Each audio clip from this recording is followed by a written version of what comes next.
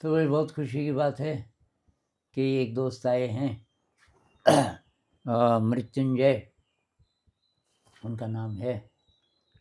और हम कुछ बातचीत कर रहे थे, तो फिर हमने सोचा कि ये तो बहुत लोगों के भी काम की चीज़ हो सकती है, इसको थोड़ा रिकॉर्ड कर लेते हैं। तो मृत्युंजय जी से गुजारिश है, थोड़ा अपना परिचय दे दीजिए। नमस्ते सभी को। मैं मृत्युंजय। वैसे जन्म स्थान कुरुक्षेत्र हरियाणा से हूँ और इंजीनियरिंग किया मैंने आईआईटी खड़गपुर से, और फिर जॉब भी अच्छी लगी है और अभी 3-4 साल हो गए। अभी 26-27 एज है और साधना करता हूँ, एक्सप्लोर कर रहा हूँ काफ़ी काफ़ी गुरुज या फिर टीचिंग्स को एक्सप्लोर कर रहा हूँ। इस्कॉन, रामकृष्ण मिशन, रमन महर्षि, बुद्धिज़्म, इनफैक्ट क्रिश्चियनिटी, अभी थोड़ा तंत्र का मार्ग, तो बहुत कुछ है। एक्सप्लोरेशन चल रहा है, बट सत्य को ही जानने का अल्टीमेट एम है, क्योंकि बाकी सब तो फीके पड़ जाते हैं। मौत सामने खड़ी है और यही जंग है। सबको देखता हूँ, कोई खुश है नहीं वैसे। काफ़ी लोगों से पूछता हूँ क्या करते हो ज़िंदगी में, कैसे खुश रहते हो। नहीं, नहीं है कोई खुश। तो साधु संघ की काफ़ी ज़रूरत पड़ती है, इसलिए मैं यहाँ पर आया था और चर्चा करने और जानने और सीखने और आगे बढ़ने। तो कोई कोई प्रश्न है आपके मन में, वहाँ से शुरू करते हैं। तो कल तो मैं उसके बारे में पूछ रहा था आपसे, तृष्णा के बारे में। हम्म। तो जैसे मैंने पूछा कि मान लो हम ध्यान भी लगा रहे हैं, सांसों पे टिके हुए हैं, पर फिर एकदम से थोड़ा भूख आने लगती है। तो अब वो एक इच्छा अंदर से जागृत हुई, एक थोड़ा कष्ट भी महसूस हो रहा है कि इच्छा आ रही है, भूख लग रही है। तो फिर उसको हम कैसे, उसमें भी एक समता भाव बनाएं और कैसे हम टिके रहें उसके ऊपर। थोड़ा तो जिसको अधिष्ठान कहते हैं ना, संकल्प, तो उसकी ज़रूरत है। हाँ, वो भूख वगैरह ना भी लगे, पर जैसे कि अब दर्द हो रहा है शरीर में, पॉस्चर बदलने की इच्छा हो रही है, क्योंकि हमारा जो एनिमल इंस्टिंक्ट है वो तो आराम चाहता है। तो अब पीड़ा होने लगी, दर्द होने लगा, तो थोड़ा सा संकल्प कि नहीं भाई, मुझे अभी आसानी से पॉस्चर बदलना नहीं है। तो बुद्धवे से मध्य मार्ग भी बोलते हैं, अति भी नहीं करना। इसमें कुछ लोग उदाहरण देते हैं कि जैसे ट्यून कर रहे हो आप अपने सितार को, गिटार को ट्यून कर रहे हो, तो अब अति ट्यून कर दोगे तो तार भी टूट सकती है, अति ढीला रखोगे तो सुर सही नहीं आएगा। तो कौन सी वो स्थिति है जबकि आप रह सको उसमें, कष्ट हो रहा है या भूख लगने लगी या कोई भी डिस्ट्रैक्शन, लेकिन आप बोलो कि अभी नहीं, अभी देखेंगे। तो ऐसे करते करते उसका ड्यूरेशन बढ़ता है, और बहुत बार जो कष्ट लगता है कि ये बर्दाश्त नहीं होगा, कुछ समय बाद तो लगता है नहीं, इतना मुश्किल नहीं है। तो ऐसे हर चीज़ के लिए कोई भी टेम्पटेशन आए, हम ऐसा कर सकते हैं, धीरे धीरे धीरे अपनी क्षमता बढ़ा सकते बुद्धिज्म में मतलब जैसे एक्सट्रीम्स है मार्ग, एक एक में तो आप एकदम रिस्ट्रेन कर दो अपने आप को, और एक मार्ग में आप एकदम क्रिया में ही, जैसे टेस्ट है कुछ, तो आपने कहा जैसे टेस्ट में ही खो जाओ, तो ऐसे एक वज्रयान है शायद, जिसमें आप भोगों के मतलब उनको एक्सट्रीम पे लेके जाके आप जाते हैं, और एक एकदम रिस्ट्रेन करके। तो मतलब देखा जाए तो दोनों एक्सट्रीम है, बट हमें एक्सप्लोर भी करना चाहिए सब कुछ।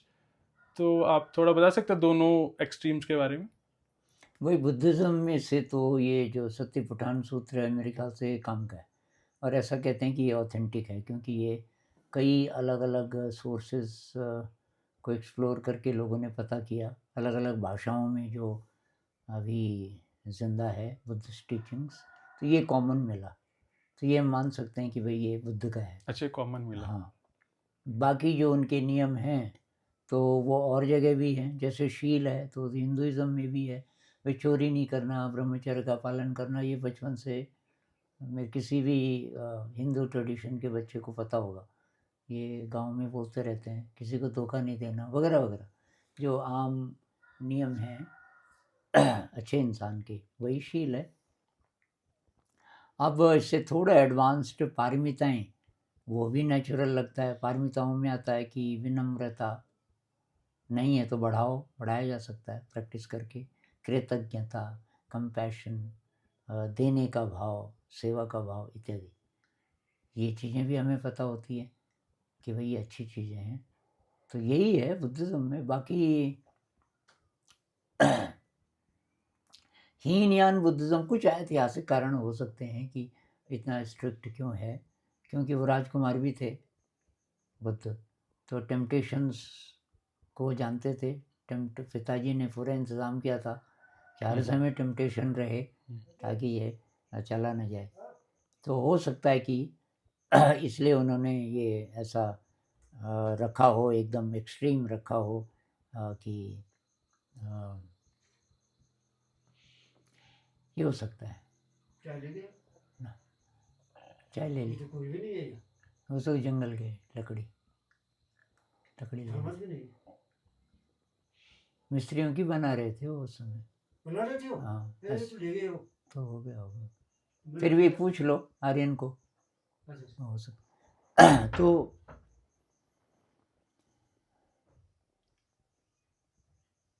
हमको ये देखना है, जैसे आप बोल रहे हो, थोड़ा एक्सप्लोर करने की ज़रूरत है। मैं तो नहीं पकड़ता किसी एक को कि बस यही है।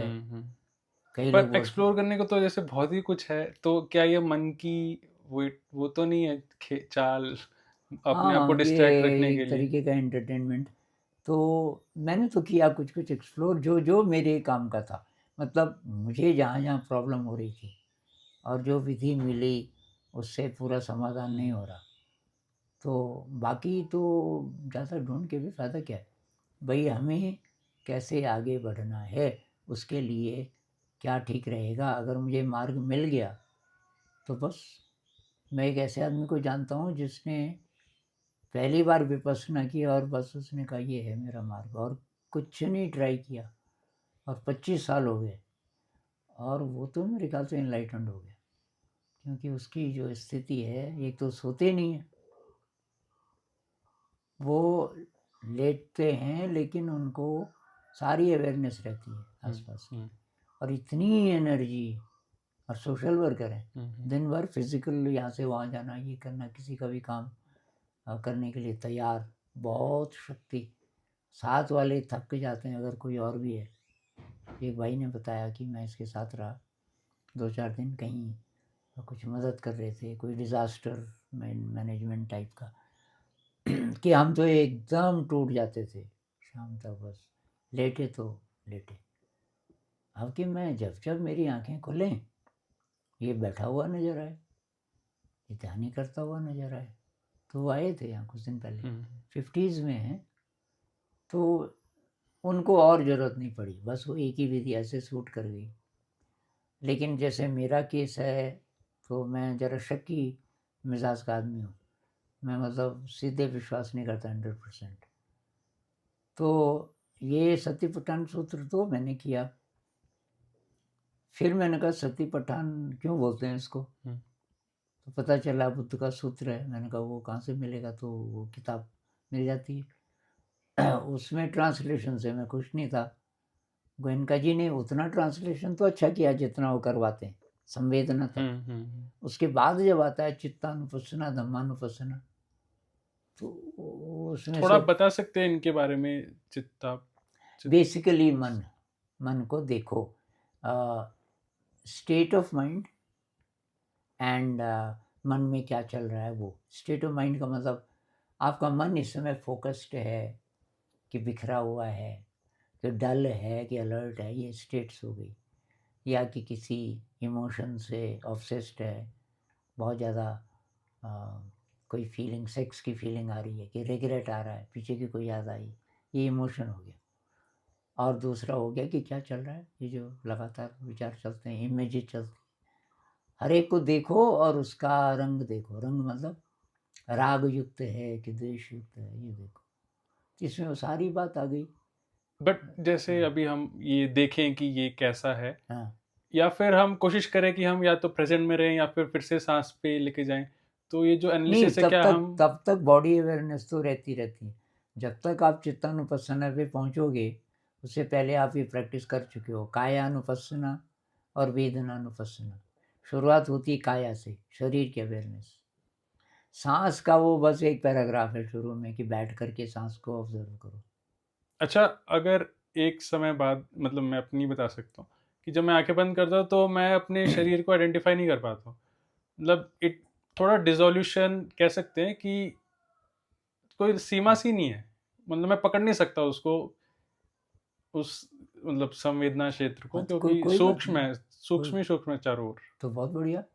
अब मन को आप ज़्यादा देख सकते हो, क्योंकि शरीर में कुछ ऐसा है नहीं, पेनफुल वगैरह सेंसेशन हो तो ज़्यादा ध्यान उधर जाता है।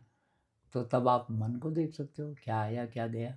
और उसमें लेकिन स्ट्रगल नहीं, तटस्थ भाव से। तटस्थ भाव जैसे सड़क के किनारे बैठे हैं, ट्रैफिक आ रहा है जा रहा है, कभी कभी सड़क खाली है, फिर कोई आया गया, फिर खाली है, बस उस तमाशे को देखते जाना है। तो उसमें क्या हमें विचार रोकने की थोड़ी कोशिश, मतलब रिजेक्ट नहीं, जैसी विचार है उसको रिजेक्ट करो, या फिर रिजेक्ट तो तब होगा जब अति हो गया, कोई विचार इतना परेशान कर रहा है जैसे आपको। योग वशिष्ठ में लिखा है, श्री राम जी को बोलते हैं योग वशिष्ठ कि रिजेक्ट थॉट, जैसे ही वो आता है उसको रिजेक्ट कर दो, क्योंकि जैसे ही थॉट आने लगता है उसमें आप बहने चले जाते हो, फिर वो नेस्टेड थॉट्स, फिर और आगे आगे, उसको सीधा ही तो काट दो। बुद्ध कहते हैं कुछ करने की जरूरत नहीं, आप देख सकते हो अगर उसको अवेयरनेस से। उसकी पावर खत्म। थॉट जैसे कब अच्छा, दिखता है आपको, मैं जब चला गया। आपसे एग्जांपल ले सकता हूँ, जैसे आपके केस में कि वो कोई इच्छा भी नहीं है, कुछ भी नहीं है, फिर किस तरह का थॉट इंसान को आएगा? क्या वो इच्छा से ही? वही थॉट तो ऐसा है ना कि आपकी इच्छा हो या ना हो।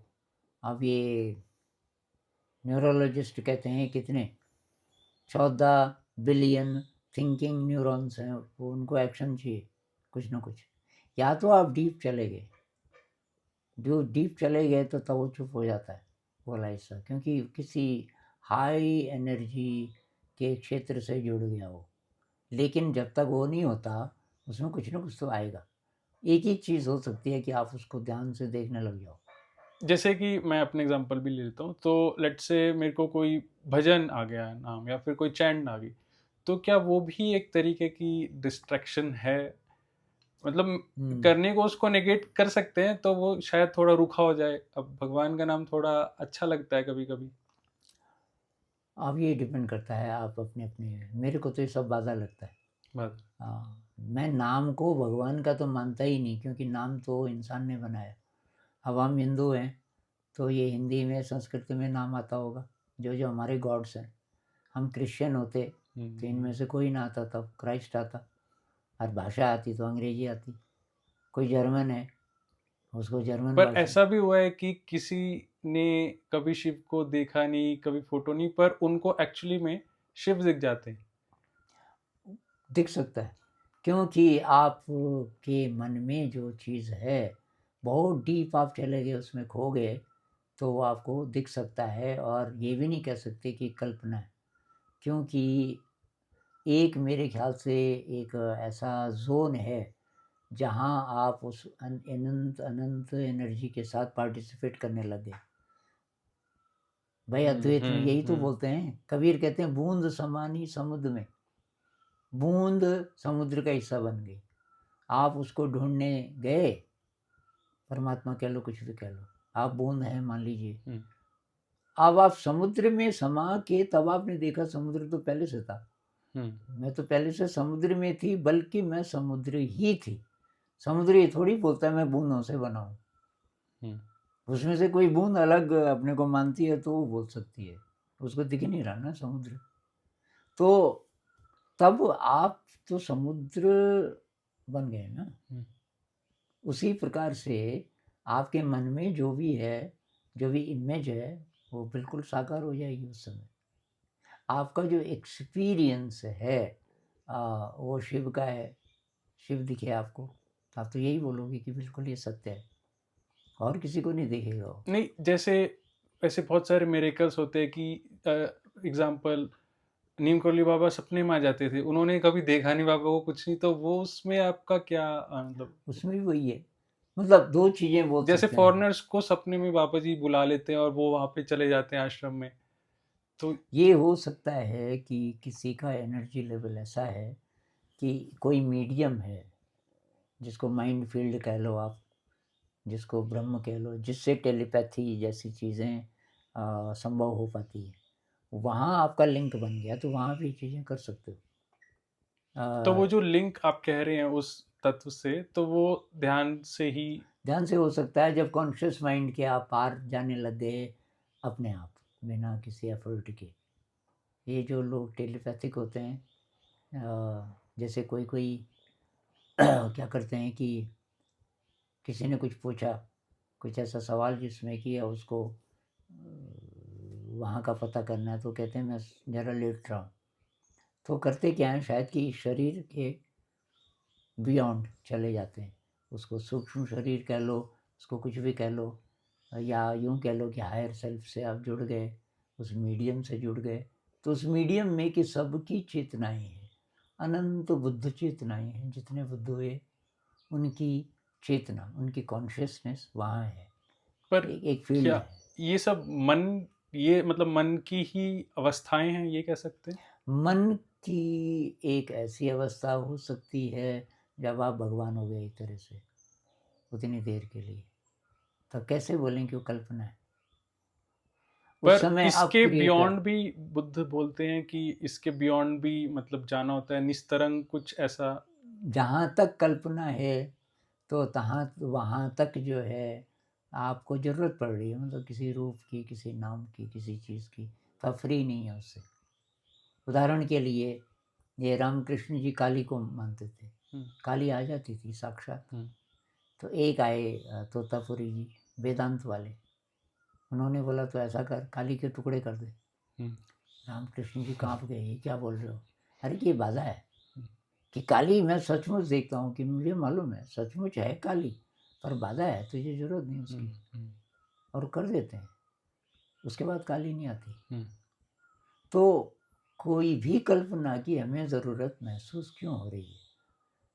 अगर आप अद्वैत को मानते हैं तो शिव तो आप हैं भाई। जो भी, जिस भी एनर्जी का आप नाम लो, आप भगवान बोलो, आप ब्रह्म बोलो, या आप शिव बोलो, या कृष्ण बोलो, ये एनर्जी क्या है अब, ये भी एक सवाल है। है? एनर्जी आप बता रहे हैं कि मतलब एनर्जी क्या है, ये एनर्जी सोर्स?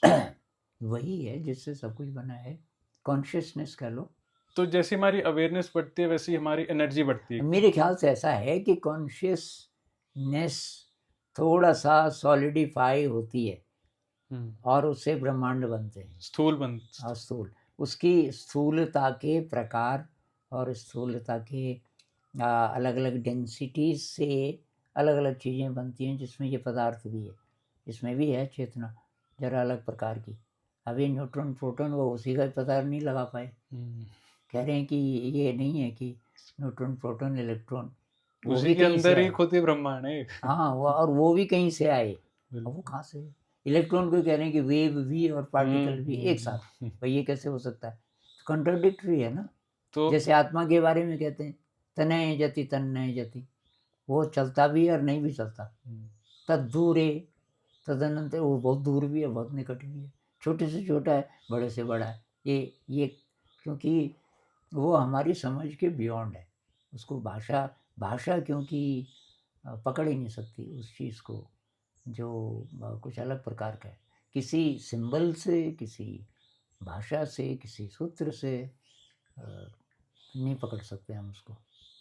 वो इशारा कर सकते हैं उस तरफ। बात ये कि फिर भाषा क्यों? जब भाषा में हम सत्य को नहीं पकड़ सकते तो भाषा कहाँ से आई? भाई भाषा उंगली है चांद की तरफ। बच्चा पूछता है पिताजी को, पिताजी कहते हैं बेटा पूर्णिमा का चांद। वो कहता पापा कहाँ? वो देख, अभी उंगली थोड़ी है चांद, पर उंगली के इशारे से बच्चा शायद देख सके चांद को।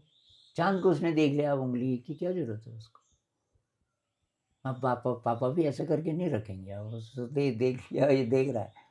तो वैसे ही है ये, जितनी चीज़ें हैं, कहते हैं कि लोग कहते हैं चतुर्भुजी कृष्ण दिख गया, दिख गए पर क्यों ज़रूरत है आपको? नहीं, बट वो दिख गए ना, ज़रूरत आउट ऑफ ज़रूरत नहीं, बस वो प्रकट ही हो गए। प्रकट इसलिए हुए कि आपने आह्वान किया ना, आप पता नहीं कितने सालों से देख रहे हो अंदर ही अंदर, अपने आप थोड़ी देख तो वो कृषि इच्छाएँ कृषि हमारी एक तरीके से मैनिफेस्ट होती हैं, समय लगता है। बिल्कुल उस लेवल पे कई लोग कहते हैं कि अब मन तो आपका विकारों से भरा है कि मैं मैनिफेस्ट करता हूँ, होता ही नहीं। हुँ। अबे तेरी मैनिफेस्टेशन थोड़ी होगी कि मेरे को कार दे दो, वो वाली लड़की फिर मिल ऋषि जाए। मुनि कर देते थे ऐसे, क्योंकि हाँ, उनकी जब प्रायोरिटी। आप इच्छा से बियॉन्ड चले गए और तब किसी कारण से आप मैनिफेस्ट कर रहे हो, जैसे केवल एक ही इच्छा रह गई परमात्मा की, तब शायद वो परमात्मा को आप मैनिफेस्ट कर सकते हो। क्या वो असली परमात्मा है? भाई असली, अगर आप असली बोलो तो उसका तो नाम रूप हो नहीं सकता, लेकिन एक लेवल पे वो असली इसलिए है कि जो प्रकट है, जो अभिव्यक्त है, वो भी उसी का रूप है। अब आपने अपनी कल्पना शक्ति अच्छा, से मेरा एक सवाल है, आपने नाम रूप बोला, तो हम सृष्टि देखते हैं, सब हम विभाजित देखते हैं, सब मतलब इंडिविजुअलिटी ही है हर चीज़ की। तो उससे भी क्या मतलब, जो कॉग्निशन है, फैकल्टी, उससे भी क्या हम सत्य से दूर जा रहे हैं एक तरीके से, अगर हम उसको परसीव करते हैं? या फिर आप कोई भी चीज़ परसीव कर रहे हो तो उसमें एक विभाजन है, तो विभाजन नहीं, ये दो लेवल्स हैं। जब तक हमारा शरीर है और शरीर इस ब्रह्मांड में है, तो इंद्रिय जगत में है, वहाँ इंद्रियों का रोल है। लेकिन ये जो उसको जान जाते हैं, जिसको ब्रह्म बोलो, इंद्रियातीत, इंद्रियों से परे जो का सत्य है, जो कि असली हम है, कॉन्शियसनेस है, तो वो इंद्रियों की पकड़ में नहीं आता। बोलते हैं ना इंद्रियातीत। इंद्रजीत। इंद्रजीत का मतलब तो ये कि वो इंद्रियों के लालच में नहीं पड़ेगा। लेकिन कहते हैं ये इंद्रिय जगत एक प्रकार का सपना है, ये नहीं है सत्य। नहीं है तो इसकी हमें ज़रूरत नहीं है, ऐसा भी नहीं। जब तक शरीर है, जब तक इंद्रियां हैं, इन्हीं की मदद से हमें इसके पार जाना है। जैसे रीज़न है ना, रीज़न या अहंकार है, ये जो जानना चाहता है, और तब हम किताबें देखते हैं, ग्रंथ देखते हैं, वगैरह वगैरह, जो कि हमको पता है कि भाषा में सत्य हो नहीं सकता, लेकिन और कोई तरीका नहीं है अभी। तो वो सब हम एक्सप्लोर करते करते करते, जो हमारी बुद्धि है, जो सवाल पूछती है, तर्क वितर्क करती है, कि एक स्टेज पे वो चुप हो जाता है तर्क, मतलब इसलिए बुद्धि शांत हो जाती है। शांत हो जाती है। कहते हैं कि वेद वेद जो लोग पढ़ते हैं, वेद उपनिषद 5-5 साल, अंत में उनको सिखाते हैं नेति नेति, जो जो तूने सीखा वो नहीं है, लेकिन सुनते बड़ी निराशा भी होती होगी। कई सोचते हैं मैं तो सब जान गया, सारे वेद भी याद हो गए कईयों को, अंत में कहते हैं ये तो ये नहीं है, ये उसके बारे में है, वो नहीं है। तो वो क्या है, अब इसके बियॉन्ड जाना पड़ेगा। रामदास जी ने किताब लिखी, रामदास जी जानते हैं, नीम करोली हाँ बाबा जी, जी हाँ के जी, शिष्य। ऑक्सफोर्ड से। तो उन्होंने किताब लिखी एक, बी हियर नाउ, अभी भी है। उसमें वो एक पेज पे एक चित्र बनाते हैं और कुछ लिखते हैं, और इतनी मोटी किताब है। लास्ट पेज पे है, painted cakes do not satisfy. ये सब के सब असली केक नहीं है। असली केक चाहिए तो तब वो सेटिस्फाई करेगा, पर ये नहीं है असली। तो फिर इसका फ़ायदा क्या है? फ़ायदा ये है कि हमारी जो तर्क शक्ति है, बुद्धि है, अभी यही समझ सकती है, तो उसको अभी उसी ढंग से समझाना पड़ेगा। तो बुद्धि को हम मतलब अल्टीमेटली कैसे शांत या फिर रिजॉल्व कर सकते हो? कि आई थिंक मन की जो सबसे सूक्ष्म अवस्था है वो बुद्धि ही है, शायद अहंकार उससे ऊपर होगा, ये हो सकता है। भाई बुद्धि ने जब सब जितने सवाल थे सब पूछ लिए, सबके बौद्धिक स्तर पे जवाब भी मिल गए, लेकिन वो तृप्त है नहीं, क्योंकि वो सारे के सारे जवाब वो नहीं है जो उसको चाहिए थे। तब बुद्धि क्या करेगी? तो तब चुप हो जाती है कि फिर क्या। तो कहते हैं अथा तो ब्रह्म जिज्ञासा, एक ब्रह्म सूत्र है ना, हाँ जी। तो उसमें ये है कि सब पढ़ लिया अगर तुमने, तो अब एक ही सवाल बचा होना चाहिए, अब उसको जानना है। उसको जानने के लिए अब आपको साधना करनी पड़ेगी।